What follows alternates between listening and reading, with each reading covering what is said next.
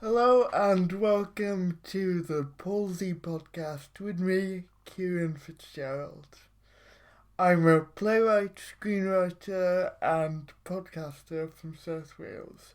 And seeing as March is Cerebral Palsy Awareness Month, to mark it, I've decided to interview interesting people who have cerebral palsy from Wales and beyond every day in March. If you like this episode, please stay tuned for more throughout the month and like and share. Now enjoy this episode of the Palsy Podcast.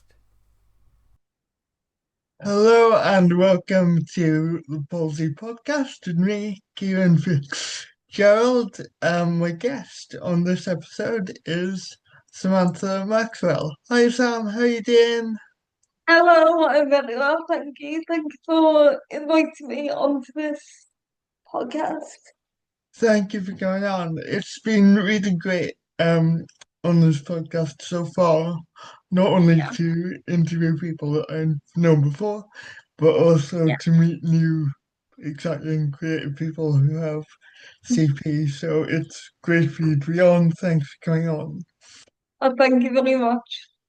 The first question I want to ask you is what I've kicked off all of these with. We're on episode 12 now. Yeah. But what was it like growing up with CP? It was a mixture of love, resilience, and frustration sometimes, to be honest. This, this thing, because it was more like I had friends who were disabled, Right. and friends who were not disabled as well. The difference between see the two of them, those groups, was significantly challenging, Mm, to be honest, because people with friends without a disability could walk and communicate effortlessly, yeah. where- whereas with friends with a disability could not, you know. And did you find that frustrating? I did, I often used to say to my mom, I wish that I could walk Mm, because then I could be like everybody else yes. And around like, me. what was school like for you? Like, did you enjoy school? What were you good at? I did, I was good at English, Mm. hence the books. um, I was, well, I enjoyed art. I'm not saying that I was good at art, but I enjoyed art. Um, but then it was kind of challenging socially as well, Mm. especially in high school. That's when I saw the difference in Did high you school. did you have a supportive group of friends in school? I did in some junior school, Yeah. but then I went to a different high school. Right. Um, only due to the fact that I had a disability. I was segregated, bullied, um, manipulated, Right. well, everything really is in high school. So yeah, And how did you kind of cope with that? What was your process for dealing with that?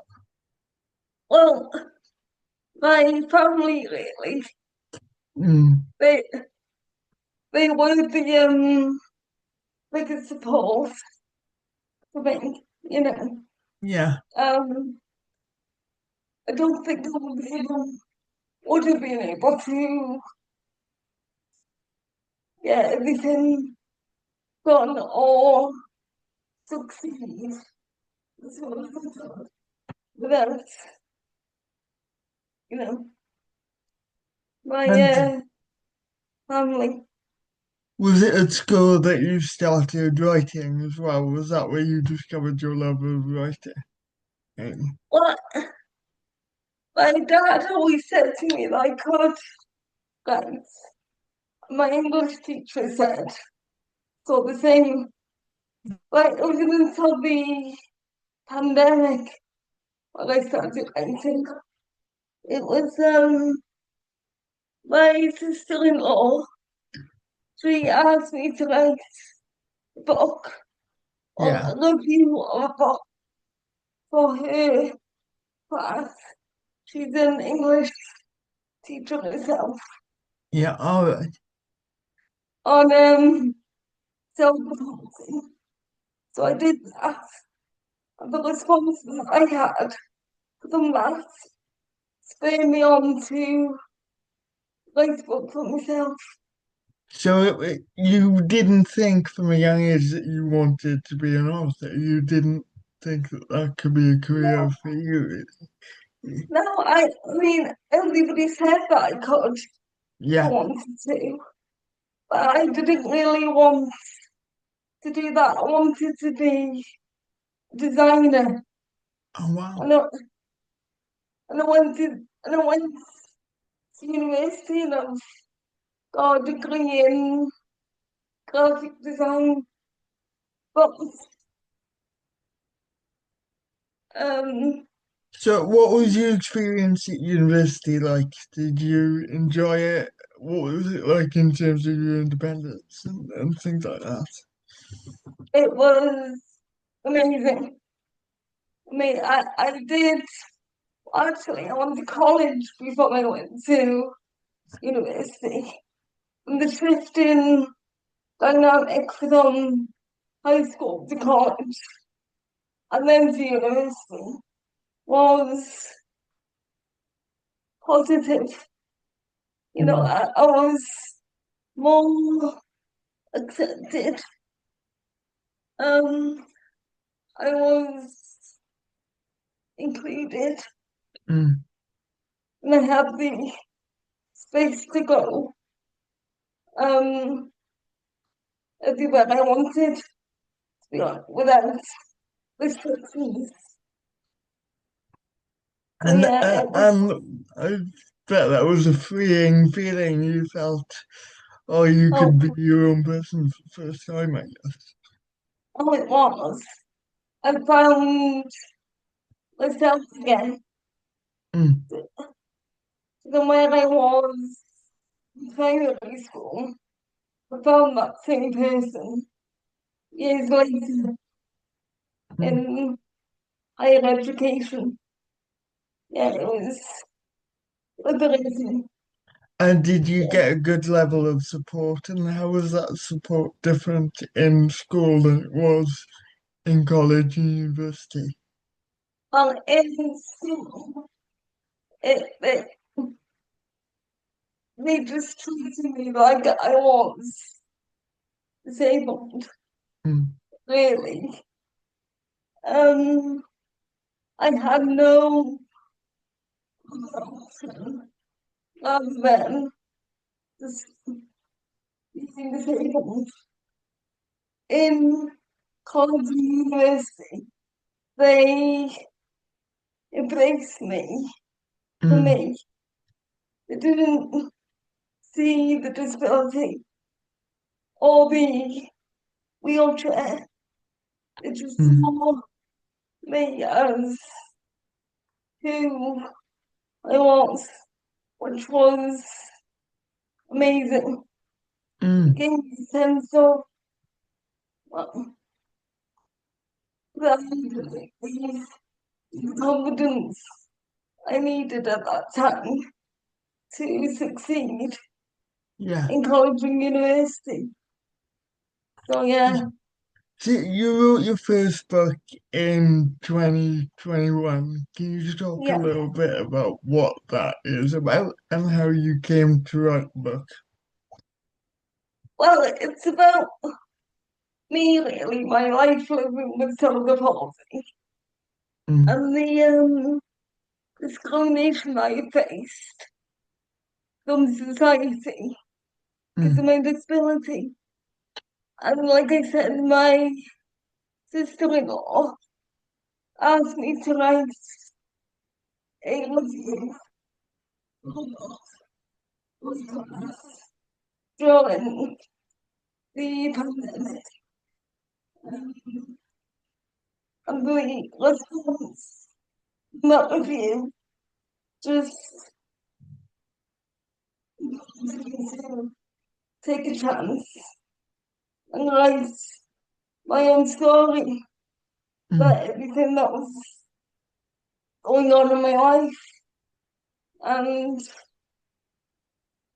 just how people needed to change their perceptions really of not only me, but disability in general. Was it a good, a cathartic experience to go back and relook at that to write about that, or was it difficult in places to revisit some maybe of the more traumatic things that you experienced? But both, to be honest, it was cathartic because I did suffer from severe mental health issues Mm, before I started writing. So mm. to go back and relive everything, it did well, draw some about my disability, but it was cathartic because now I do have opportunities like this to actually speak and um raise awareness of things like this. So yeah, it was a definite turning point in my life for sure. So yeah, What kind of a response did you get to that first book? amazing. I didn't know how it would go, whether people would accept it. But once it was published, I had about 20 reviews, word Mm. of mouth, that were positive to say how, how much my book helped them, you And know. did you self-publish it or did you go through a publishing house? What was the process with I, that? I well, originally I went to a big publishing house and they accepted it straight away. But then I chose to go more locally and Right, independent. And the publisher on, he's been amazing, all of us, you know, I mean, he's really helped me to find my voice and sustain it. So yeah, so what is that relationship like with you and your publisher? Like how do you support each other and how much is he helped you to write the book that you want to write? Well, he's let me lead the way on everything that I've wanted to write, and he's never stopped me from expressing what I wanted what I wanted to say. To be Mm, honest, he's he comes to me to events and helps me to um deliver speeches and yeah. things, and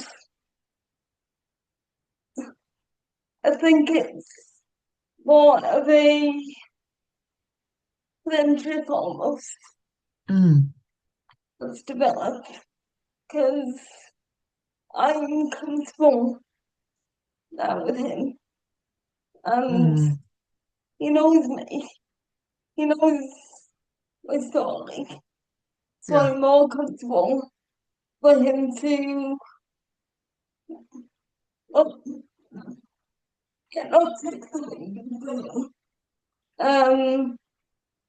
enhance my story in a way. Absolutely, that sounds like a really important relationship for you as a Yeah, writer and your development, which would have led into your next book, yeah, Disabling Ableism. So, yeah. what did you want to do in that second book?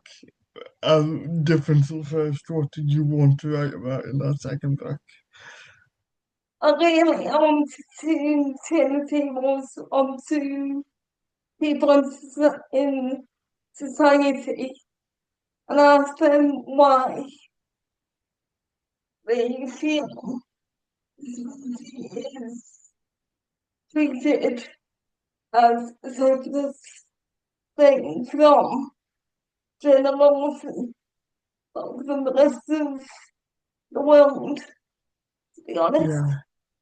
I wanted to ask the question of why that was so important well, to people in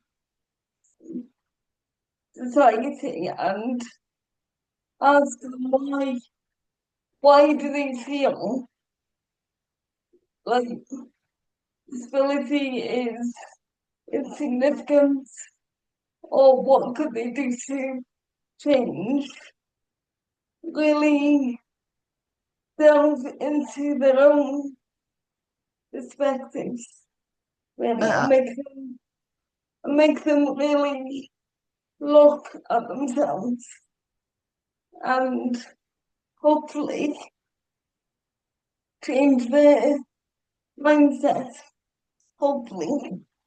and what do you think can be done to improve people's perception of disability, maybe, or like improve people's awareness of disability?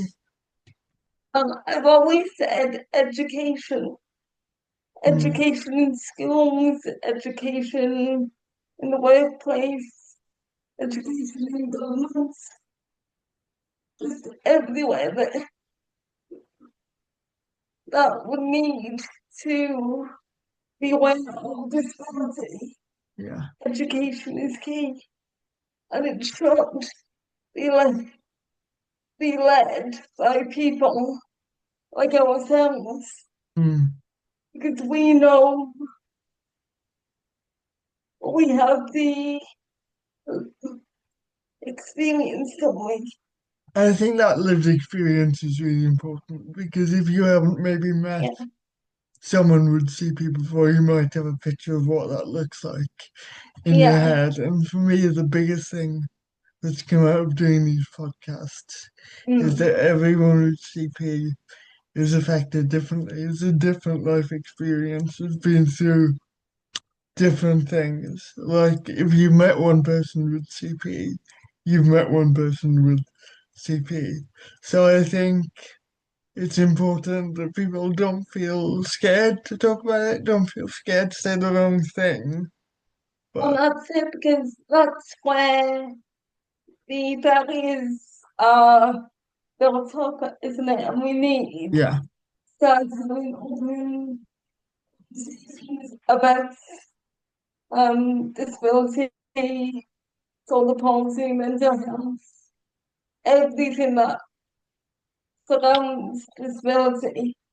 We need more openness and exposure because that's the only way that ableism will be eradicated more. absolutely. Yeah, And you mentioned mental health there. You've yeah, spoken and written about your own struggles with mental health, and like yeah, only share what you're comfortable yeah. sharing.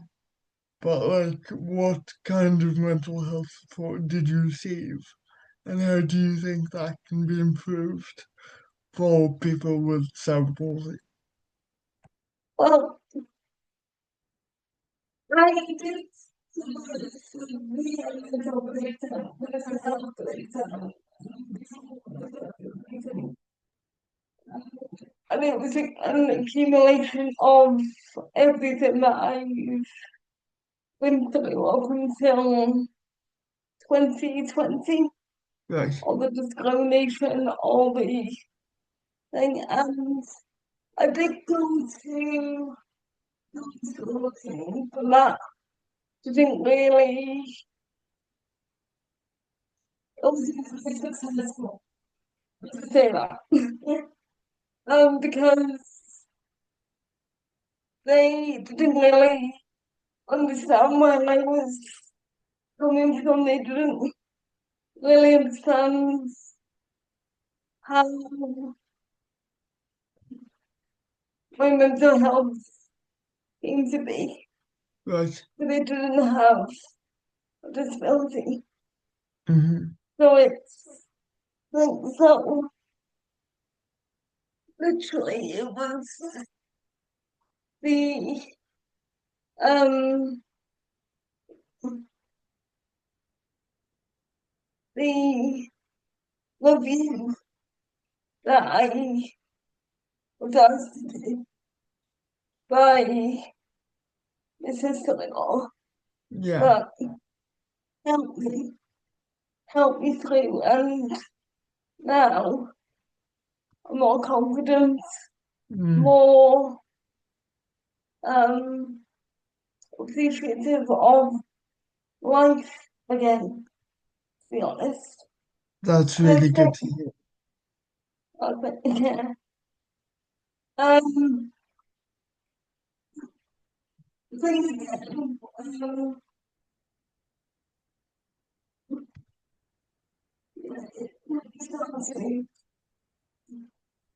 education, I Mm. would say, because people need to understand no matter where they are, what job they're in, they need to understand disability.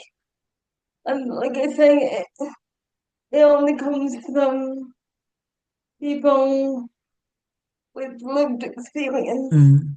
that can deliver that education and show that we are people, we have our lives for mental health matters. You know, we I I hope through this podcast, in a small way, that people will begin to listen a bit more to people with CP and take our voices serious. Feel like we've had a diverse range of people on this podcast so far, and everyone is yeah. different. Everyone's going Well, to bring their own experiences to it. well, this is the thing, and things like your podcast will bring more awareness and hopefully understanding Mm, so that so that ableism can hopefully be eradicated. That absolutely. is that's the hope. Whether it can be truly eradicated is a different story, but that's the aim, isn't it? Yeah, Absolutely. And we're talking about giving disabled people a voice, and you've written in your latest book, yeah, Silenced rather, about how yeah. disabled people are often silenced within society. So where did that idea come from, and what have you learned through writing the book, I guess? Well, again, that from personal experience of the jail, really how people often see me as being unintelligent Yeah. and talking to the person with me rather rather than to me, and how that affected Mm, everything in my life. And I wanted to write a book solely dedicated to that um, experience and try to make people more aware that people with disabilities do have mental health struggles, mm, like everybody in society. Mental health doesn't just people do. mm. It's Yeah, that's a I good just point. find that funny, to be honest. But things so serious and significant, like mental health, can affect everybody and doesn't discriminate. But then people in the society who have mental health issues themselves look at us and just discriminate us Yeah, for being different or disabled. disabled. Yeah, and you spoke there about people like speaking to the person that's with you as opposed to Yeah, speaking to you. That's something that I've experienced. I suppose it's something that a lot of people who are disabled who've got CP have experienced. yeah, And it can be really frustrating. And yeah. it takes a lot of energy, doesn't it? Trying to prove Oh, it people does. wrong. And that can affect your own mental health and your own sense of, Yeah, how am I being perceived by other yeah, people? yeah. It gets tiring in a way to try and persuade people that you're good enough Mm, to take a job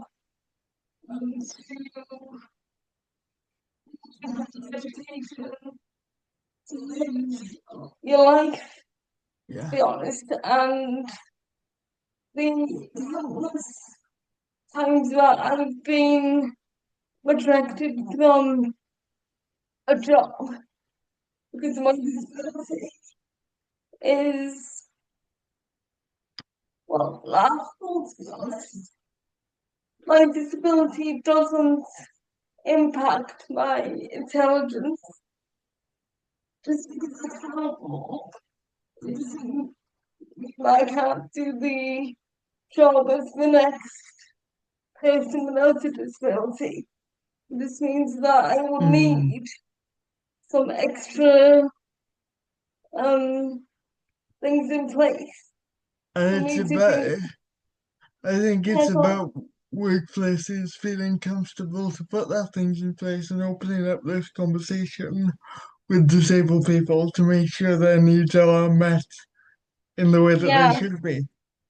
well, that's it. It's, to be honest, we not in all want to work because people, some people with disabilities can't Yeah. work with. Yeah, It's having that option available to us, isn't absolutely. it? thing, and just to deny us some that everyday part of life just because of something that we can't control is ridiculous I to me. agree completely. Yeah, it's something that I've found, and it did take a toll on me mentally, but I've learned to turn that into a positive Mm. and try and help others in the same situation that I was about 6 years ago. So And yeah, have you been able to help people? Have you been able to connect with other people going through similar things to you? yeah, I've had um lots of positive feedback saying that how my books, how my talks, how how my exposure of disability has helped them to um and to not only cope, but to actually live with their own disability more comfortably. You And know, what are your plans for future writing? Are there books that you want to write, things that you want to write about in the future? well, I'm currently in the middle of writing a children's book about disability awareness, and my nephew Tommy Mm. is the protagonist of the book, which he's very happy about. And my niece Rosie is the illustrator. Oh wow, Um, yeah, so and that I'm hoping is going to be coming out in the next 2 years. brilliant. Um, yeah, so I'm still writing. I'm still um busy Yeah, writing, and it's really good because now I've got my family involved, and and it's have they been supportive with what you want to do in terms of writing? Mm. oh, most definitely, they've been coming up with ideas. Oh god, They've, I mean, they keep sending me little illustrations and asking for people. So yeah, I don't think without my family support of my publisher, or, or everyone else who's either read the book or read my books or supported me in other ways. I want to be here no. today that we've talking, Well, so I well, am thankful. it's been really lovely to find more about you and more about your writing and how well supported you've been in your journey. My Oh, thank last you. question for you, Sam, is Yeah. what is one thing that you wish people knew about CP? We are capable, that we have our own opinions, that we can voice those opinions, whether you're non-verbal or Mm. verbal. It's our personalities that matter, not our disabilities. So we wanted to more um awareness or more um opportunities. Absolutely, I completely agree with you. Everyone's affected differently, but everyone's a person and deserves to be treated Yeah, with respect and fairness and equality. And yeah. that's what's going through so much with these interviews that I'm doing. Mm. Thank you so much for your time Oh, today. thank you, Kieran. Thank you for having me on the podcast. It's an amazing thing that you're doing. So Thank you. thank you. And hopefully you'll tune in for the rest of the episodes that I'm releasing this month. There'll be a new episode released every day throughout March, and I'm going to put a link to Sam's books in the description of this episode so that you can buy some of Sam's books and read them and read her wonderful writing. Um, but thank you again, Sam, for joining me. It's been fantastic. Thank you very much, Kieran, and I hope to see you again soon. Absolutely, please stay in touch. But that's Oh, just about it for this episode of the Palsy podcast. Thank you for Sam again for joining me. I've been Kieran Fitzgerald, and please stay tuned on Apple Podcasts, Spotify, and YouTube for a new episode of the Palsy podcast every day throughout March. But for now, it's goodbye from me and goodbye from Sam. Goodbye. Thank you for listening to this episode of the Palsy podcast with me, Kieran Fitzgerald. I want to thank my guests for joining me, and I hope that you'll stay tuned for the next episode and more throughout March. Thank you.